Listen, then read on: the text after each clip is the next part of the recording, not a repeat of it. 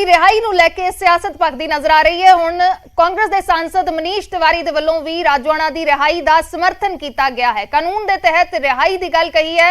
मौत की सजा ਨੂੰ ਉਮਰ ਕੈਦ ਵਿੱਚ ਬਦਲਣ ਦੀ ਮੰਗ ਕੀਤੀ ਹੈ। ਮਨੀਸ਼ ਤਿਵਾਰੀ ਨੇ ਕਾਨੂੰਨ ਤਹਿਤ ਰਿਹਾਈ ਦੀ ਗੱਲ ਆਖੀ ਹੈ, ਸਮਰਥਨ ਕੀਤਾ ਹੈ ਰਾਜਵਾਨਾ ਦੀ ਰਿਹਾਈ ਦਾ। मौत की सजा ਨੂੰ ਉਮਰ ਕੈਦ ਵਿੱਚ ਬਦਲਣ ਦੀ ਮੰਗ ਕੀਤੀ ਹੈ।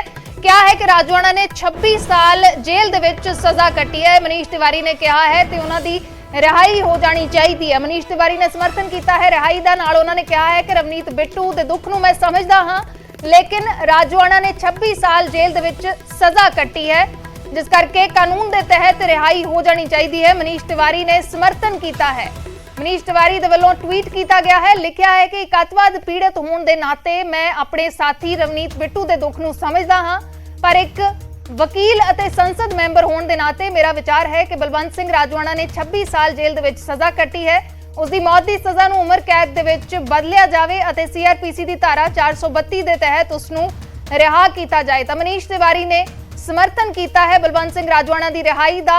ते नाल यह भी लिखा है कि अतवाद पीड़ित होने के नाते मैं रवनीत बिट्टू के दुख नूं समझदा हां, पर एक वकील ते संसद मैंबर होने के नाते मेरा विचार यह है कि बलवंत सिंह राजवाना ने 26 साल सज़ा कट्टी है। उसकी मौत की सज़ा नूं उमर कैद च बदलिया जाए अते CRPC की धारा 432 के तहत रिहा किया जाए।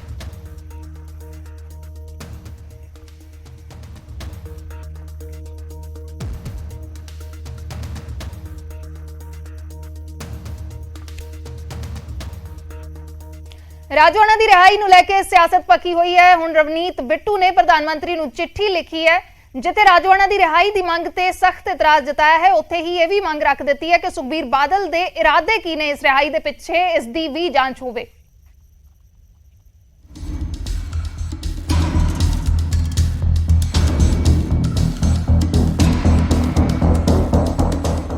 बलवंत राजवाना नूं लैके सियासी पारा सिखर ते पहुंच चुके हैं। चिट्ठियां लिखण दा सिलसिला लगातार जारी है। पहला अकाली दल के प्रधान ने PM नूं चिट्ठी लिख के राजवाना की रिहाई की मंग की, तां अगू रवनीत बिट्टू ने भी चिट्ठी राही जवाब दिता।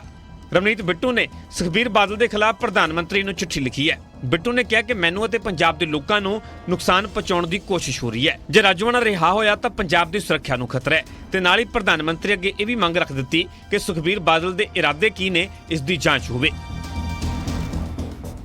एक सब तो वड्डा देश का सब तो वड्डा टैररिस्ट ते सब तो खूनखार ते सुप्रीम कोर्ट ऑफ इंडिया ने उन्होंने फांसी दी होवे ते इन्हां दी क्यों दिलचस्पी है? इहदा मतलब पर्सनल किते ना किते मैनूं ये लगदा इन्हां दी जदों इन्हां नाल पुछ गिछ होएगी दोनों हसबैंड वाइफ तो जां अकाली दल नूं, ये पता लगूगा भी ये सानूं मराउणा चाहुंदे आ, साडे परिवार दा नुकसान कराउणा चाहुंदे आ, इहदे पिछे मनसूबा की आ। इस तो पहला सुखबीर सिंह बादल ने प्रधानमंत्री ते केंद्रीय गृह मंत्री नूं चिट्ठी लिखी सी ते राजवाना की रिहाई दे लई दखल देण दी मंग कीती। पत्र के जरिए की कुछ कहा गया सी तुहानूं उस तों भी वाकिफ करवा दिंदे हां।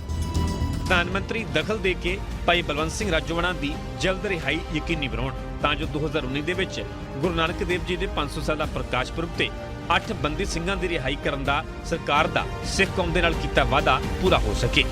इस मामले वाल तुरंत प्रधानमंत्री वालों ध्यान देने की जरूरत है, क्योंकि 25 मार्च 2012 ਨੂੰ ਸ਼੍ਰੋਮਣੀ ਕਮੇਟੀ ਦੇ ਵੱਲੋਂ ਸੰਵਿਧਾਨ ਦੀ ਧਾਰਾ 72 ਦੇ ਤਹਿਤ ਜੋ ਰਹਿਮ ਦੀ ਅਪੀਲ ਦਾਇਰ ਕੀਤੀ ਗਈ ਸੀ, ਉਹ ਹਾਲੇ ਵੀ ਰਾਸ਼ਟਰਪਤੀ ਦੇ ਕੋਲ ਪੈਂਡਿੰਗ ਪਈ ਹੈ। ਸੁਪਰੀਮ ਕੋਰਟ ਨੇ ਨੋਟਿਸ ਜਾਰੀ ਕਰਕੇ ਕੇਂਦਰ ਸਰਕਾਰ ਨੂੰ ਭਾਈ ਰਾਜਵਾਨਾ ਦੀ ਤਰਸ ਦੀ ਪਟੀਸ਼ਨ ਤੇ 30 ਅਪ੍ਰੈਲ ਤੱਕ ਫੈਸਲਾ ਲੈਣ ਨੂੰ ਕਿਹਾ ਹੈ। ਆਸ ਹੈ ਕਿ ਪ੍ਰਧਾਨ ਮੰਤਰੀ ਖੁਦ ਇਹ ਗੱਲ ਸਮਝ ਸਕਦੇ ਨੇ ਕਿ ਜਦੋਂ ਕੇਂਦਰ ਸਰਕਾਰ ਨੇ ਫਾਂਸੀ ਦੀ ਸਜ਼ਾ ਮਾਫ ਕਰ ਦਿੱਤੀ ਤਾਂ ਫਿਰ ਭਾਈ ਰਾਜਵਾਨਾ ਨੂੰ ਸਲਾਖਾਂ ਦੇ ਪਿੱਛੇ ਰੱਖਣ ਦੀ ਕੋਈ ਵੀ ਤੁਕ ਨਹੀਂ ਰਹਿ ਜਾਂਦੀ। देखो कोई नफरत दे विच आके जे कोई बयानबाजी करी जाए तो मैं समझदा वो बेतुकी है। हुण मनुक्खी अधिकार तां किसी बंदे दे बयानां दे नाल जिहड़े आ उन्हां नूं तां कोरा नहीं दाया जा सकदा। ये मानवी अधिकारां दा मसला, वो अपनी निजी रंजिश दे विच आके कुछ कह रहा तो अपना कह सकदा। ਜ਼ਿਕਰਯੋਗ ਹੈ ਕਿ ਰਾਜਵਾਨਾ ਬੇਅੰਤ ਸਿੰਘ ਕਤਲकांड ਦੇ ਦੋਸ਼ੀ ਨੇ ਜੋ ਫਿਲਹਾਲ ਜੇਲ੍ਹ ਦੇ ਵਿੱਚ ਬੰਦ ਨੇ। ਅਕਾਲੀ ਦਲ ਤਾਂ ਆਪਣੇ ਪੰਥਕ ਟਰੈਕ ਤੇ ਰਾਜਵਾਨਾ ਦੀ ਰਿਹਾਈ ਦੀ ਮੰਗ ਕਰ ਰਿਹਾ ਹੈ, ਪਰ ਰਵਨੀਤ ਬਿੱਟੂ ਨੂੰ ਇਸ ਮੰਗ ਤੇ ਸਖਤ ਇਤਰਾਜ਼ ਹੈ। Bureau report, news 18 Punjab.